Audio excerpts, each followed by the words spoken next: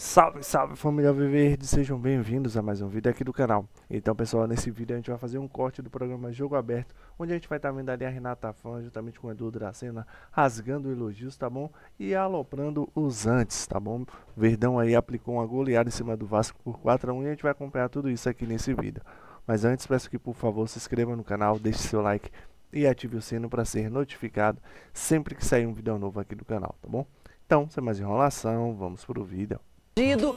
Quem viu a primeira etapa entre Palmeiras e Vasco não acredita que o time carioca teve boas ações, movimentação, foi pra cima. Só que no segundo tempo, em 10 minutos, o Palmeiras resolveu a fatura, fez mais um gol depois, brilhou o Flaco Lopes, Vitor Roque voltou a marcar e o Palmeiras abre vantagem na liderança pro Mengão.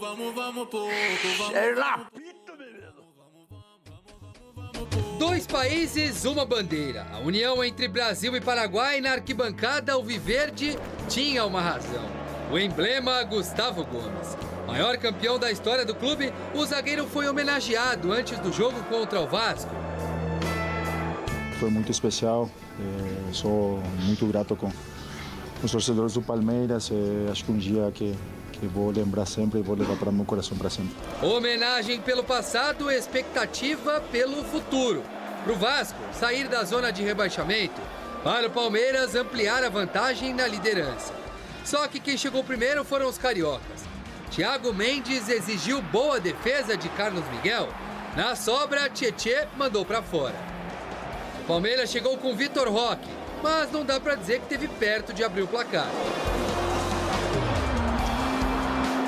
Perigo mesmo levou quando Alan fez boa jogada pela direita e cruzou. Paulo Henrique tirou. Antes do fim do primeiro tempo, o Vasco perdeu uma grande chance. Paulo Henrique escapou pela direita e serviu David. Grande defesa de Carlos Miguel para garantir o empate. Só que tudo o que faltou no primeiro sobrou no segundo. Avalanche Verde, que começou com 1 minuto. Flaco acertou uma bomba de perna esquerda, sem chances para Léo Jardim. E abriu o placar. Um golaço de Flaco Lopes para o Verdão. No pique, o Palmeiras continuou em cima. Cruzamento de Andrés da direita, a bola bateu no braço de Cuesta. Pênalti anotado por Braulio da Silva Machado. Vitor Roque foi para a cobrança e com classe aumentou a vantagem do Palmeiras. Andreas Pereira carregou o Palmeiras em contra-ataque do campo de defesa e serviu Maurício. Palmeiras 3-0. Andreas e sua 10ª assistência. O maior garçom do Brasileirão, o Vasco tentava diminuir. Marinho Inestrosa e Colídio tabelaram e deixaram Nuno Moreira na cara do gol. Só que Carlos Miguel fez ótima defesa. Felipe Anderson mandou na trave. Na volta, Flaco Lopes perdeu a chance. Só que a perna esquerda de Flaco ainda aguardaria um poder especial para o fim de domingo. Olha a qualidade no tapa, para tirar de Léo Jardim e fazer o 4º. Segundo dele no jogo, 8º no Brasileiro, 19º na temporada. Ainda deu tempo para o Vasco fazer o de honra. Avelar invadiu a área e na tentativa do corte de Gustavo Gomes, a bola ficou perfeita para Colídio descontar.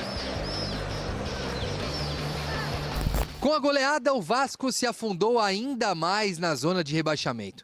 Já o Palmeiras teve uma rodada perfeita. Contou com a derrota do Flamengo e sua vitória para seguir na ponta e agora aumentar a vantagem na liderança de 3 para 6 pontos.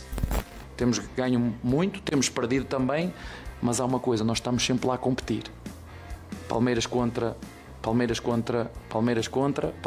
umas vezes ganha, outras vezes perde. É futebol. Mas naturalmente fiquei como todos nós ficamos da torcida até à direção, desiludidos com o resultado final, porque sem dúvida foi uma pancada forte. Decisões importantes em campo e fora dele. Grande definição da semana no mercado é mesmo sobre Alan. Titular do jogo, o atleta vive momentos decisivos de uma negociação que pode levá-lo ao Manchester City da Inglaterra. O Palmeiras faz jogo duro e quer algo em torno de 40 milhões de euros, 240 milhões de reais para liberar o jogador.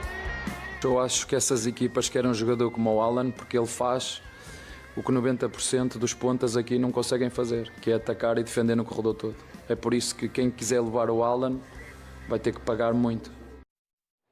Olha, que segundo tempo do Palmeiras foi avassalador, não retrata o que vinha sendo construído na partida, o Vasco muito solto. Eu até pensei o seguinte, gente, eu comemorei quando o Inter empatou com o Palmeiras aqui e olha o Vasco, só que aí veio o segundo tempo e um 4-1. Aquele gol no final já na desatenção, já está acabando a partida, mas é importante porque o Vitor Roque esteve presente, o Flaco foi o destaque e o Maurício Abel Ferreira.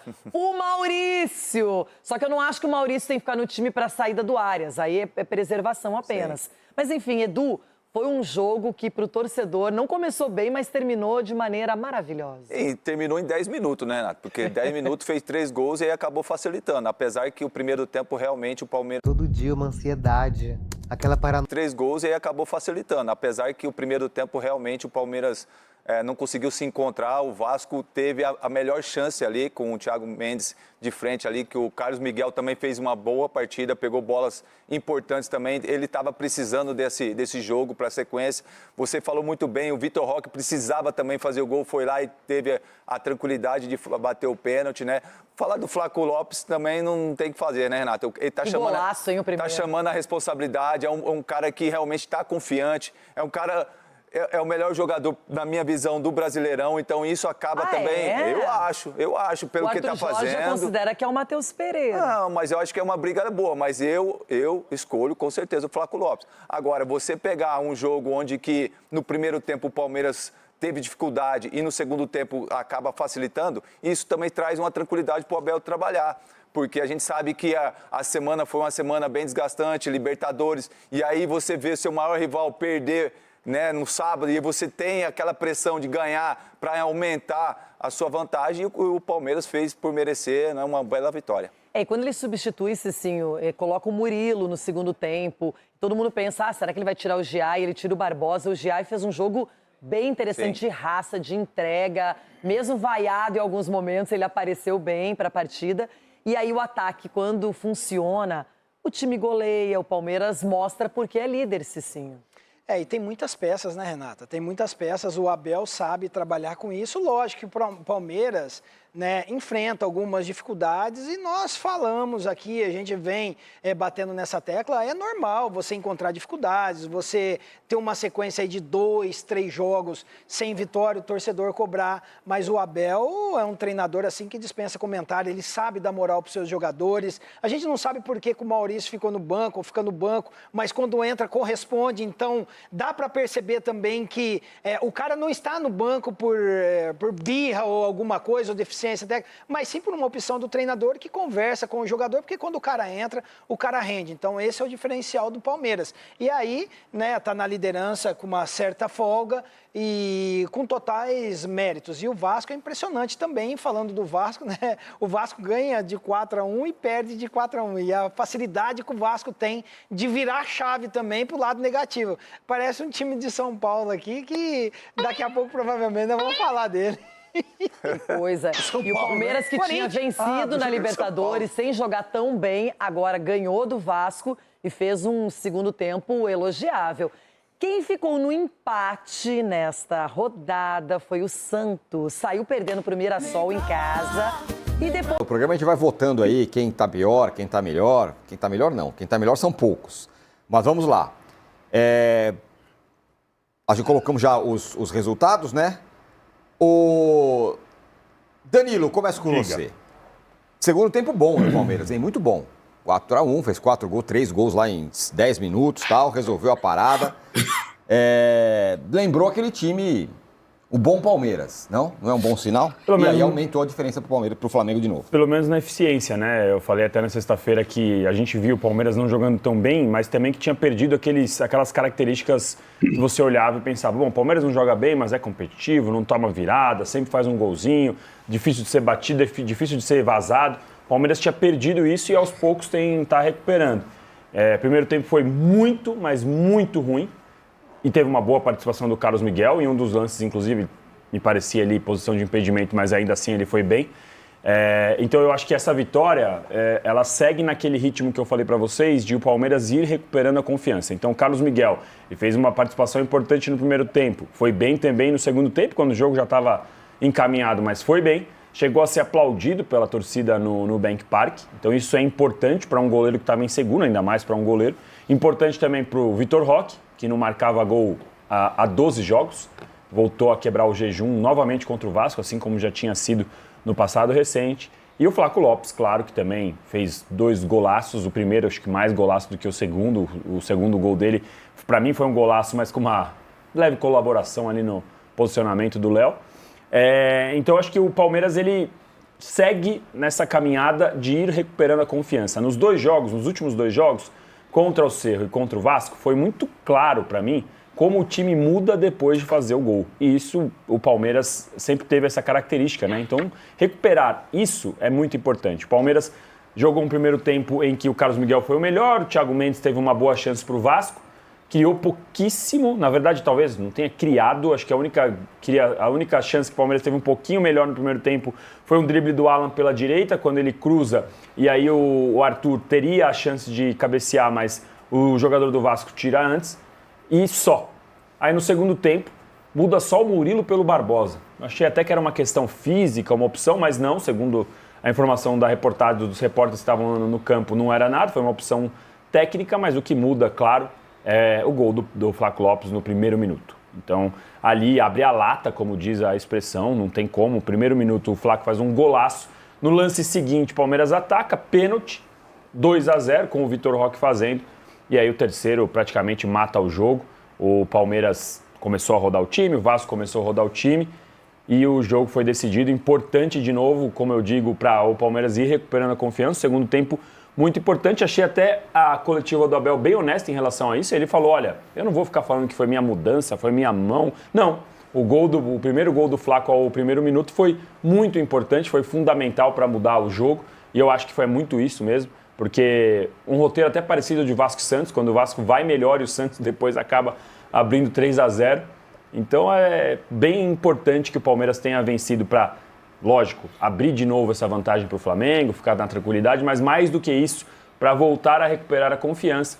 Encara agora o Santos na quarta-feira na sua casa, de novo num jogo em que a torcida vai tratar como obrigação a vitória. Pouco a pouco o Palmeiras vai recuperando esses primeiros sinais aí de confiança, de tranquilidade, tomar pouco gol, já igualou o saldo com o Flamengo também, enfim, um grande fim de semana para o Palmeiras em termos de campeonato contra o Flamengo e até mesmo, se você for olhar, em termos de rivalidade contra os times aqui de São Paulo. Ô, Arnaldo, foi um bom sinal do Palmeiras, aumenta um pouco a distância e o Vasco lutou e tudo mais e tal, mas tomou outro, né? Tomou de 3 em casa, agora tomou de 4 fora de casa, tá lá encalacrado. 7-1. 7-1. 7-1 Paulista no Vasco em 2 domingos. Exatamente. Que beleza, hein? Nossa Senhora. Então, eu acho que em relação ao Vasco, é essa armadilha que a gente vem contando aqui, que também assola o Santos, né? São 3 competições e os times encalacrados no Brasileiro. A diferença hoje a favor do Santos é justamente o confronto direto do domingo passado. Naquela vitória em São Januário com esse enredo que o Danilo descreveu, né? Quando o Vasco decide jogar com o Olímpia na quinta noite com o time inteiro principal, a grande probabilidade às 4 da tarde no domingo era no segundo tempo o Vasco morrer. Então, assim, o Palmeiras nem precisou fazer tanto. E acho que esse gol de abrir a lata, imagino que no intervalo o Abel, gente, vamos lá, vamos forçar um pouquinho, vamos começar na nossa pressão habitual aqui, que a gente já fez tantas vezes. Se a gente fizer um gol, acabou o jogo. Foi isso que aconteceu. Né? O Flaco fez um gol, acabou o jogo. E o Vasco vai ter grandes problemas nesses dilemas, né? Porque agora, na quarta-feira, ele tem o Vitória em casa pela Copa do Brasil. Já é quartas de final.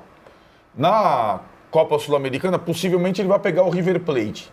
Chega numa etapa dessa de Copa, nenhum time tira o pé. Ah, vamos priorizar o brasileiro. Isso não existe na prática.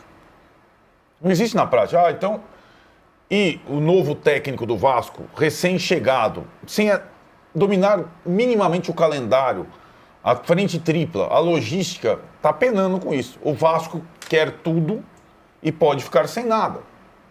Essa é a questão. Acho que esse jogo teve muita coisa para a gente conversar extra-campo, né? O início do jogo é a simbolização dessa união de conflito de interesse, né? É a Leila com o enteado, com a camisa do Vasco, no campo do Palmeiras. Então tinha toda... Olha lá, essa é a foto aí para a posteridade.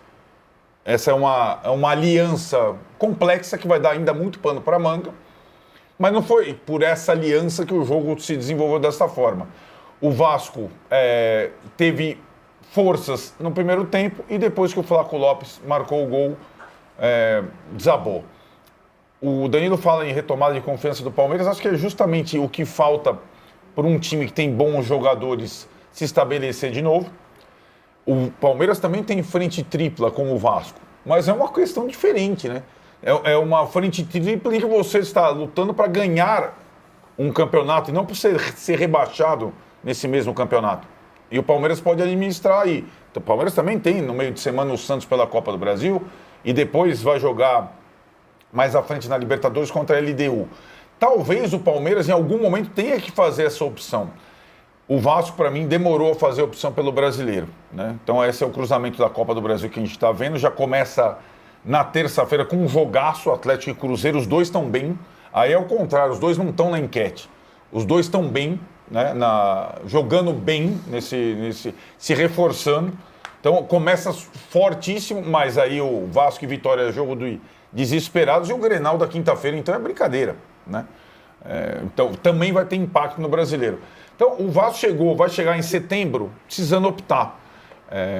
E se ele não se atentar no Brasileirão, ele vai, como penúltimo colocado, ter sérios problemas. Está chegando na reta final e quanto mais, mesmo investindo absurdamente, continuar contratando e com essas polêmicas extracampo, o Vasco tem vários jogadores novos, recém-chegados. Eu acho que não tem elenco para aguentar a frente tripla, não. Conciliar brasileiro com as duas Copas. Tirone, o Adilmar Lopes é um dos personagens que estão naquela foto, né? Dirigente do Vasco. Isso. Uma história rápida. Lado de bigode. Uma história rápida. Até escrevi sobre isso sábado no blog. O Bordeaux, que é um tradicional time francês que revelou só o Zidane, ele está sendo extinto. Está acabando. Já foi rebaixado e agora talvez tenha que voltar a jogar em divisões amadoras, lá a última divisão, sexta divisão amadora da França, algo assim, pelos enormes problemas financeiros do clube. É claro que não foi responsabilidade única exclusivamente dessa pessoa, mas ele, só um registro. Entre 21 e 25 ele foi dirigente do Bordeaux. Esse cara aí? Ele está no Vasco. Rapaz. Tá? Só um detalhe. Esse é um detalhe que a gente tem que... É um registro. Não estou dizendo que foi por culpa dele, claro que não. É todo um processo, mas ele foi dirigente do Bordeaux nessa fase terrível do clube. Os vascaínos, ontem, gente, é surreal isso, tinha vascaíno em rede social comemorando o fato do Palmeiras abrir vantagem sobre o Flamengo. A que ponto a coisa chega? Claro que é uma minoria de loucos, esse pessoal é louco. O Vasco está afundado na zona de rebaixamento, nesse cenário que o Arnaldo falou, ou seja, com 3 competições, né, com muita deficiência técnica dos seus atacantes. Lembrando que antes do jogo contra o Olímpia, nas partidas anteriores, 3 partidas, o Vasco finalizou 54 vezes e não fez um gol. Aí fez 4 contra o Olímpia, ontem fez um gol com o Colídio, que não é centroavante, né? Embora use o número 9. Então o Vasco está numa situação muito preocupada. E aí o que acontece? Outros assuntos desviam a atenção do torcedor vascaíno.